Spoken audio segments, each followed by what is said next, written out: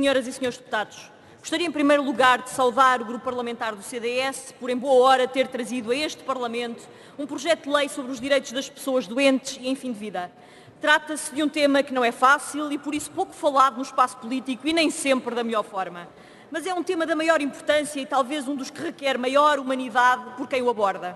Afinal, os progressos da ciência e a formidável evolução que as nossas sociedades modernas alcançaram nos últimos séculos e principalmente nas últimas décadas, não nos libertam nem poderiam libertar da inexorável lei da vida e da morte.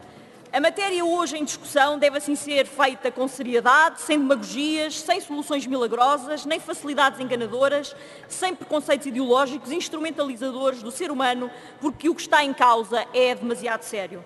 Senhor Presidente, senhoras e senhores deputados, o partido proponente reconhece que a sua iniciativa legislativa não tem um caráter essencialmente inovatório, antes visa compulsar um conjunto de direitos das pessoas doentes em final de vida, que em parte já se encontram consagrados em textos legais nacionais e internacionais, bem como em normas éticas relativas a diversas profissões de saúde. Mas essa característica do projeto de lei não diminui, na perspectiva do PSD, o objetivo que o mesmo tem, essencialmente em vista, que é o de servir de Magna Carta dos direitos das pessoas doentes e em fim de vida. Procurou-se, e em nosso ver bem, congregar num único diploma o conjunto dos direitos de pessoas que se encontram numa situação de especial vulnerabilidade e que por isso mesmo merecem o reconhecimento do legislador e o apoio e o conforto da sociedade. É certo que algumas das soluções propostas pelo CDS podem justificar um esclarecimento do âmbito pessoal dos beneficiários desta lei, nos termos do artigo 2º, e a sua necessária articulação com o constante no artigo 7º, ou ainda a questão que prevê no artigo 3º, número 4. Igualmente importará ponderar com maior cuidado os termos, o modo e a forma de como qualquer eventual informação sobre o prognóstico de vida da pessoa doente, que aqui nos ocupa, deve ser dado e por quem. Quer isto dizer que nestes casos tão especiais, a forma de comunicação é tão importante como a informação em si, devendo ter-se especialmente presente que cada pessoa é um caso singular e carece, por isso, de uma abordagem específica que respeite a sua idiosincrasia e a sua condição particular. A formação dos profissionais de saúde em cuidados paliativos é, assim, um aspecto essencial que cumpre não descurar e que não tem ainda merecido suficiente atenção. Outro sim, os aspectos referentes às decisões terapêuticas, bem como as soluções propostas em caso de discrepância de vontades e decisões entre doentes, os seus representantes legais, os profissionais de saúde, carecerão de uma cuidadosa reflexão, a qual deverá integrar o saber de escolas científicas e de pensamento. Um esclarecido exemplo do que se acaba de afirmar pode ser encontrado no parecer sobre aspectos éticos dos cuidados de saúde relacionados com o final de vida, de 95, do Conselho Nacional de Ética para as Ciências da Vida, que continua a oferecer uma importante base para esta reflexão fundamentada e sobre o tema que hoje discutimos. Neste parecer, de que foi relator o professor Dr. Daniel Serrão, sustenta-se que, e cito, quando não há esperança razoável de cura e as melhorias presumidas dependem de elevados sacrifícios físicos impostos à pessoa doente pelo tratamento a efetuar, são as regras da medicina de acompanhamento que devem prevalecer. O objetivo primordial desta forma de cuidado médico é o de conseguir para a pessoa doente, em fase de incurabilidade, o maior conforto e bem-estar, tanto físico como psíquico e afetivo. Ora, esta dimensão ética não pode ser diminuída e muito menos esquecida quando está em causa a pessoa doente e em fim de vida. Dito isto, Sr. Presidente, Senhoras e Senhores Deputados, cumpre agora enquadrar a presente iniciativa legislativa no contexto mais vasto dos cuidados de saúde prestados às pessoas doentes e em final de vida. E aí, fundamentalmente, falamos de cuidados paliativos. Neste domínio importa desde logo lembrar a Lei 52 de 2012, que aprovou a Lei de Bases de Cuidados Paliativos. Outro importante diploma aprovado igualmente na anterior legislatura, a Lei 25 de 2012, que regula as diretivas antecipadas de vontade, conhecido como a Lei do Testamento Vital, mas o trabalho em prol da dignidade humana nas situações de doença grave e irreversível realizado na anterior legislatura não se limitou à aprovação dos diplomas referidos. Com efeito, o Governo anterior criou uma Comissão Nacional com o objetivo de coordenar a Rede Nacional dos Cuidados Paliativos em 2014 e determinou ainda a constituição das equipas intra-hospitalares de suporte em cuidados paliativos nos estabelecimentos hospitalares do SNS, tendo sido criadas 27 dessas equipas em 2014. Os anteriores governos contratualizaram igualmente mais de 2.100 camas nos cuidados continuados integrados e abriram mais de 200 camas nos cuidados paliativos, criando ainda 11 equipas comunitárias de suporte em cuidados paliativos.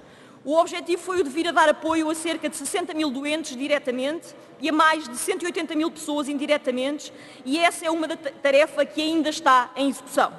Facto é que o trabalho realizado entre 2011 e 2015 foi reconhecido até pelo atual Ministro da Saúde, quando este disse, e passo a citar: eu tenho de reconhecer que no quadro da restrição financeira, se há zona onde o anterior governo fez um bom esforço, foi nesta área, dos cuidados continuados e paliativos. Isso os números mostram-no e nós reconhecemos-lo. Esperava-se, por isso, que ultrapassadas ainda em 2015 as dificuldades circunstanciais que o país viveu no passado recente, o atual Governo apostasse mais no desenvolvimento desta rede de cuidados paliativos, prosseguindo e reforçando até o esforço dos anteriores executivos. Verdade é que a abertura de camas está a ser ainda insuficiente, para mais se tivermos presente que muitas delas estavam já lançadas no anterior executivo, designadamente ao nível dos cuidados continuados e paliativos pediátricos, como é o caso da unidade do Castelo. Além disso, continuam a faltar equipas intra-hospitalares de suportes em cuidados paliativos, o mesmo sucedendo com novas camas e equipas comunitárias de cuidados paliativos. Com efeito, estima-se que existam atualmente pouco mais de 350 camas de cuidados paliativos, quando seriam necessárias mais de 1000, e o SNS tem apenas a funcionar poucas dezenas de equipas domiciliárias de cuidados paliativos, 19 concretamente. A insuficiência desta resposta torna-se particularmente evidente quando se calcula que, entre nós, todos os anos, cerca de 80 mil doentes necessitem destes cuidados paliativos. Neste contexto, é de lamentar a reversão da devolução dos hospitais às misericórdias, já que algumas das referidas unidades incluíam tipologias de convalescença e de cuidados paliativos. E o setor social poderia estar a ser um importante parceiro do Estado no desenvolvimento desta rede, o que não só não aconteceu, mas devido à cegueira política de uma esquerda radicalizada que sacrificou os doentes no altar do seu preconceito ideológico. Sucede-se, aliás, a situações de falta e atrasos nos pagamentos a entidades do setor social, que dispõem de unidades e equipas de cuidados paliativos. Mas essa cegueira que há pouco referi está também bem patente no chumbo da esquerda reunida do projeto de resolução 487, que o PSD apresentou há uns meses nesta Câmara, através do qual se recomendava ao Governo a aprovação e implementação de um Plano Nacional de Ação para o Envelhecimento Ativo e Positivo. Aliás, cumpre lembrar aqui que o Parlamento aprovou há cerca de um ano a Resolução 129, recomendando ao Governo a criação do Estatuto do Cuidador Informal, dirigido à proteção de quem trata pessoas dependentes com doenças crónicas nos seus domicílios. Passado um ano, não só o Governo não criou ainda esse Estatuto, apesar de o Ministro já o ter prometido no ano passado, como a situação se agrava se tivermos presente que Portugal tem a maior taxa de cuidados domiciliários informais da Europa e uma das menores taxas de cobertura de cuidados informais.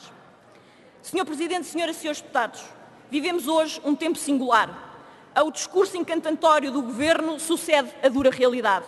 Às promessas não cumpridas sucedem-se as greves de médicos, enfermeiros especialistas, farmacêuticos, técnicos de diagnóstico e terapêutica e outros profissionais do Serviço Nacional de Saúde.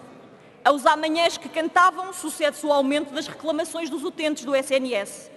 Ao discurso facilitista sucede um brutal aumento das dívidas do SNS, que se aproximam já perigosamente de 2 mil milhões de euros, com o inerente estrangulamento da atividade dos hospitais e a asfixia financeira de muitas centenas de empresas fornecedoras de material clínico e farmacêutico.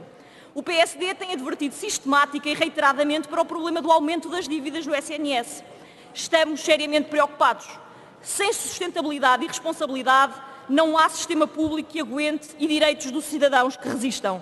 E sem pagamentos atempados aos nossos valorosos bombeiros dos transportes de doentes, também não há operacionalidade no terreno que resista. E esta é uma evidência que se aplica também ao SNS, quer na sua vertente sistémica, quer na perspectiva mais concreta dos direitos dos doentes que hoje discutimos. Legislar não é sempre fácil, mas também hoje não nos é difícil. Por isso, o que verdadeiramente importa é o que o Governo dê concretização às propostas e recomendações desta Assembleia, garantindo que hoje importa e esta discussão de cuidados básicos e paliativos está em condições de suficiência, porque só assim o país passará a respeitar a dignidade da pessoa em fim de vida.